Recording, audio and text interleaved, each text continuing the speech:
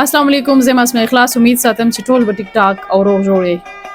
اوس یم په الحاج ټاور کې ګیټ ټوګیدر چې کوم ریسټورانټ دی، دا غینه برز ما افیس هم دی او د دې چې څومره هم آیټمز دی په خوراک کې چې کوم فودز دلته ملاويږي نو ډیر زیات مطلب هغه اعتمادي دي.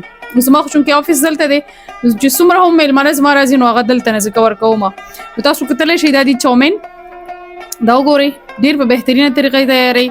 پیزا دا دینه علاوه دا نګټس دي، لازانیا دا او دا پاستا دا، دغه برګر هم دی او د دې نامه دا سټیکس، سپیشل سټیکس.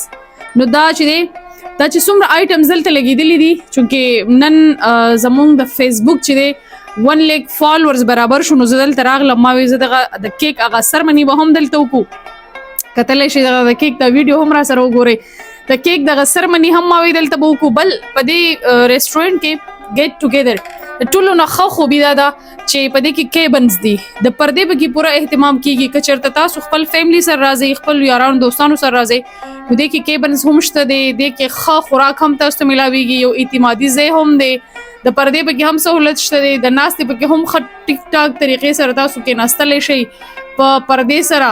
او د ټولو نه غټه خبره دا ده چې د روژې نه پیله هم چې د چا برډې راځي که نه هغې فری آف کاسټ دلته خپله برډې مناوالی شي. دا تاسو دپاره یو بهترین آفر دی. تاسو کتلی شئ دا برډې هم دلته مناویږي او خوراک چې دی هغه سپیشل دی. نو زه ټولو ته ریکویسټ کوم چې تاسو که چېرته هم په پېښور کې او په یونیورسټي روډ باندې پاتې کېږئ، بیا په یونیورسټي روډ الحاج ټاور دی، په الحاج ټاور کې ګیټ ټوګیدر دغه ریسټورانټ دی، دلته راشئ یو ځل د دې چې کوم فود آیټمز دي دغه ټرای کړئ. انشاءالله تعالی تاسو به دې نه مطمئن ځئ. زه په خپله هم آفیس دلته لرم، زما میلمانه هم دلته نه، زه دلته میلمانه راولم او دلته د هغې میلمستیا هم دلته کوم. نو تاسو هم یو ځل چکر راولګوئ، انشاءالله دې نه مطمئن ځئ. خوشحاله او آباد اوسئ.